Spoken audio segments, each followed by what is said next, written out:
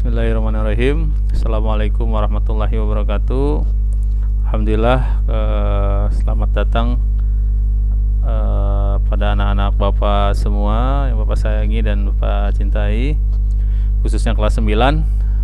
Kita bertemu lagi di pelajaran matematika, di mana pelajaran matematika ini kita memasuki materi bentuk akar.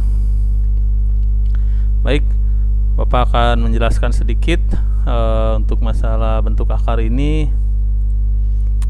Yang pertama, konsep dari bentuk akar. Akar merupakan lawan dari pangkat yang sebelumnya sudah kita pelajari, yang dimiliki oleh suatu bilangan, yaitu menunjukkan pangkat dari bilangan tersebut dibagi oleh indeks yang terdapat dalam akar. Ini penjelasan bisa kalian lihat di LKS kalian masing-masing di halaman 10, termasuk beberapa rumus yang ada di dalam LKS. Yang pertama adalah rumus dasar dari bentuk akar. Kita lihat di sini bisa kita baca akar pangkat M dari A pangkat N. Jadi akar pangkat M dari A pangkat N ini sama dengan A pangkat N per M. Contoh, kita lihat akar pangkat 5 dari 3 pangkat 2. Maka bentuk sederhananya adalah 3 pangkat 2 per 5. Atau contoh lainnya, akar 3 dari 8 pangkat 3 itu sama dengan 8 pangkat 3 per 3, atau 8 pangkat 1, atau sama saja dengan 8. Nah, yang kedua, akar juga mempunyai sifat-sifat, atau biasa kita sebut sifat-sifat bentuk akar. Yang pertama, A. Apabila akar A dikalikan dengan akar A, maka dia sama dengan A. Atau contohnya, akar 5 dikali akar 5 sama dengan akar 25, di mana akar 25 itu 5 ya.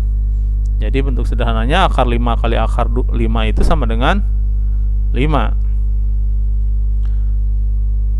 Yang kedua, apabila mempunyai nilai akar yang berbeda.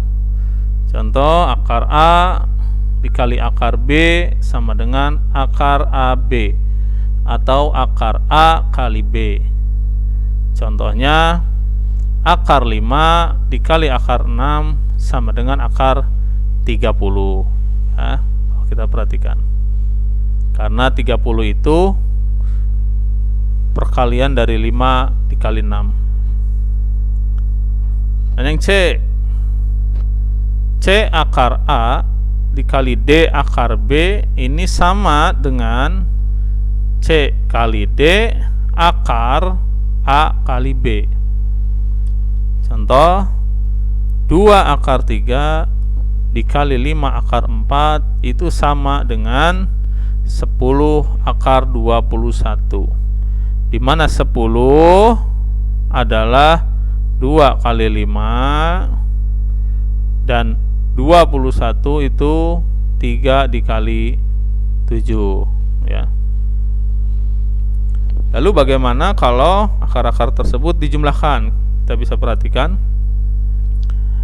A akar C ditambah B akar C sama dengan A tambah B akar C.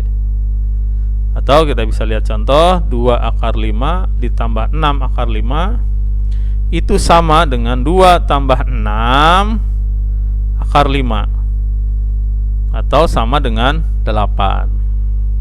Begitu juga dengan pengurangan, hanya lambang positifnya diganti dengan negatif, atau jumlah menjadi pengurangan. Kalau kita perhatikan, untuk penjumlahan dan pengurangan ini berlaku menjumlahkan apabila akarnya sama. Tadi akar 5 dengan akar 5, akar C dengan akar C. Nah, selanjutnya adalah F. Kita lihat pangkat N dari akar A, ya. Pangkat N dari akar A dikali pangkat N dari akar B itu sama dengan pangkat N dari akar A kali B. Contoh, pangkat 2 dari akar 5 dikali pangkat 2 dari akar 4 sama dengan pangkat 2 dari 5 kali 4, atau pangkat 2 dari 20, ya, dari akar 20, maaf. Yang G, pangkat N dari akar A dibagi pangkat N dari akar B itu sama saja dengan pangkat N dari akar A per B. Ada contoh di sini, pangkat 3 dari akar 5 dibagi pangkat 3 dari akar 8 itu sama saja dengan pangkat 3 dari akar 5 per 8, ya. Jadi intinya kalau mempunyai pangkat yang sama, maka akarnya ini bisa di dalam satu akar 5 per 8. Dan yang H, pangkat N dari akar A dipangkatkan lagi N, ini sama saja dengan A. Contohnya, pangkat 2 dari akar 5 dipangkatkan 2, ini sama dengan 5 pangkat 2 per 2, atau 5 pangkat 1, atau sama saja dengan 5. Yang I, pangkat M dari akar pangkat N dari akar A, ini sama saja dengan A pangkat 1 per MN. Contohnya tadi pangkat 5 dari akar pangkat 2 dari akar 100 sama saja dengan 100 pangkat 1 per 2 kali 5 atau 10. Nah, dari sifat-sifat bentuk akar tersebut kita akan menemukan nanti cara menyederhanakan bilangan bentuk akar. Caranya dengan menggunakan prinsip-prinsip tadi di depan. Contoh, akar 50 itu sama dengan akar 25 dikali 2, atau sama saja dengan akar 25 dikali akar 2, ya. Karena 25-nya bisa dikeluarkan menjadi 5, maka 5 dikali akar 2 sama dengan 5 akar 2.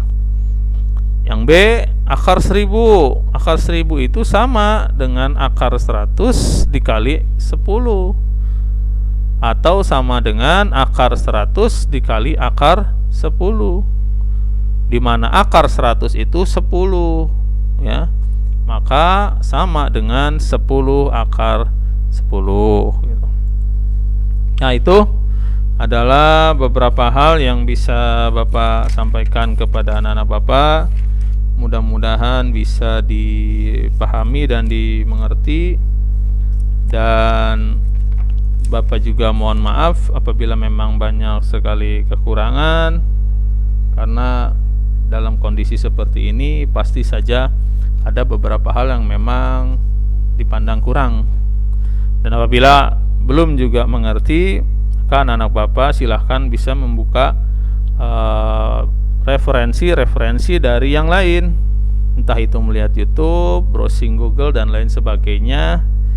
Intinya bahwa pembelajaran tidak harus berada dalam kelas, dan pembelajaran tidak harus berhadapan dengan guru yang bersangkutan. Hanya apabila dipandang perlu nanti ada kesulitan, maka kalian bisa berkonsultasi ke guru yang bersangkutan. Untuk tugasnya, kalian bisa melihat atau membuka LKS halaman 15. Itu ada uji kompetensi berlilah tanda silang pada huruf A, B, C, atau D berjawaban yang benar. Silakan dikerjakan uji kompetensi bagian A. Bisa mengerjakan sendiri atau berkelompok apabila kalian mendapati teman-teman di tetangga sebelah rumah bisa kerjakan secara bersama-sama.